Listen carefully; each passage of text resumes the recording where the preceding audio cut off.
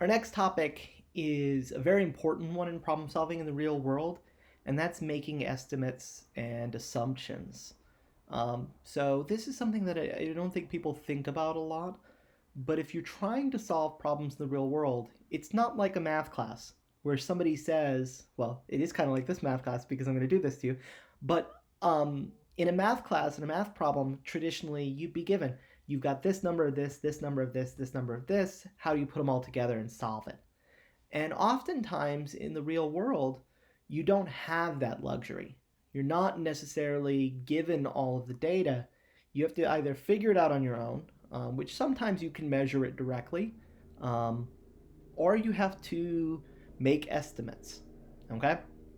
And so we're going to talk about some problems that where you don't have all the information and you have to make some guesses, make some estimates to kind of figure out um, how to solve the problem. Okay? And so what we're going to do is we're going to do a problem of, say, how much would it cost to build a treehouse? Okay? So say, how much would it cost to build a treehouse? Okay? This is a very open-ended question, right? And obviously your answer would be it depends on a lot of things, right? You can't say it's going to cost exactly this much unless you go out and do some research, maybe you buy a treehouse kit or something like that. But we could make some reasonable estimates of how much this would cost. Okay? So the first question that you need to ask yourself is kind of how big is this treehouse, right? And so we need to make some estimates and say roughly how big do we want this treehouse to be. So say you're making it for little kids and you want it to be, say, 10 foot by 10 foot by, say, 8 feet, right? That's a reasonable size for a treehouse. But I made those numbers up, right? I said, okay, this is roughly what we're thinking. If you were asked this question, how much would it cost to be a treehouse? This would be the first thing that you would need to think about, okay? Then, from that, well, how does this come to cost? Well, it's going to come down to how much wood you need to build a 10 foot by 10 foot by 8 foot treehouse. Well, how much would it be? Well, if we're thinking about building this treehouse, let's say that it's rectangular in shape, we're going to want the surface area of this shape, right? Because you need to build the 4 walls and the top and the bottom of the treehouse, right? And so that's the surface area. So remember from our geometry lecture, that's going to be 2 times 10 times 10 plus 2 times 10 times 8 plus 2 times 10 times 8, right? So length times width times height, right, are your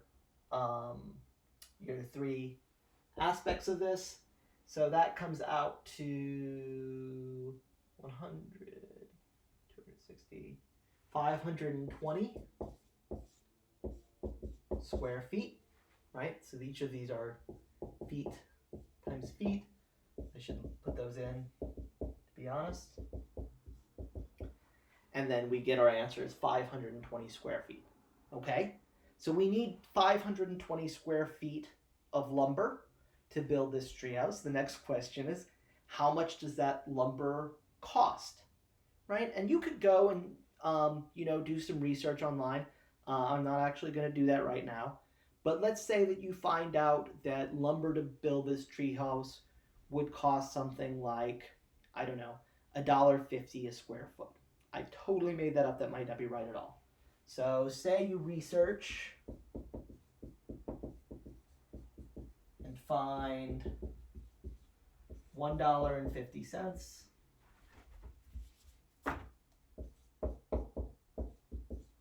per square foot of wood. And then you would take that 520 square feet, multiply it by $1.50. So 520 square feet times $1.50 per square foot would get you, what's 520 times $1.50? $780? $780. I think that's right. I should check. Let me check that in my calculator real quick and make sure that I'm correct. But you would find that this treehouse would cost you $780, roughly. Now again, that's not, is that going to be an exact estimate? Yeah, that 780 is correct. No, right? So does all of the wood cost the same amount? Probably not. Is it going to be exactly just a box that's 10 foot by 10 foot by 8 foot? Do you want to put a door on it? Are you going to need a ladder to get up to it? Maybe there are other things involved. But this gives you a rough estimate, okay? And so if you were, say, had children and they wanted you to build a treehouse and you said, oh, it's going to cost me $780 to build a treehouse, that could help you make the decision about whether you were going to do it or not, right? These kinds of questions come up all the time, right? If you're thinking about buying a new car, how much is it going to cost to have that new car? Well, there's the car payment, but you're also going to be paying more in insurance. Maybe you pay more in gas. Maybe there are other things you need to buy to go along with the car. All these kinds of figures come into it. Maybe you have to buy tires more often or something like that, right? You have to use these calculations to make good decisions. And there's a lot of estimates involved, okay? So sometimes these will be estimates that you really can't even look up, right? You may have to figure it out on your own. Like one of the questions that I've asked before of students is, does it make more sense to buy bottled water or to get a water filter?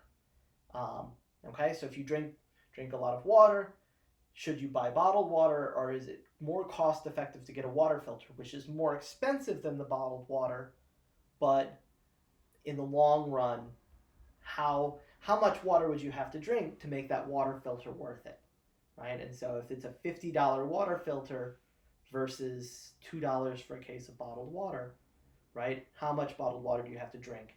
And so you use estimates about your own behavior. Like I drink 8 quarts of water a day, or 8 cups of water a day or whatever, and use those to make calculations and see what makes sense, okay? So with estimates, most important things about making estimates, you need to make sure that they're as accurate as you possibly can, right? So they should be based on some kind of evidence or research. And then you also need to make sure that you're clear that you're making an estimate. You need to say, this is not an exact value. This is an estimate. This is where I came up with it from. And be open about that, right? Because if somebody's looking at your work, they need to say, where did that data come from?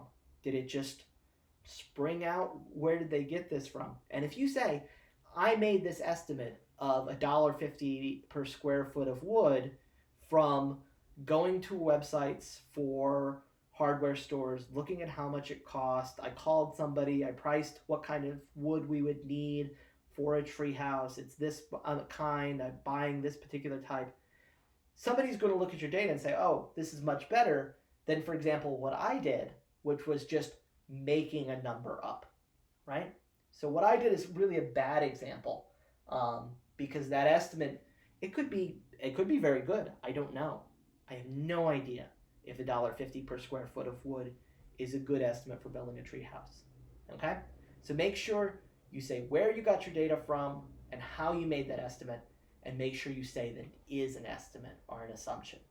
That's what's most important in using these estimates to solve problems.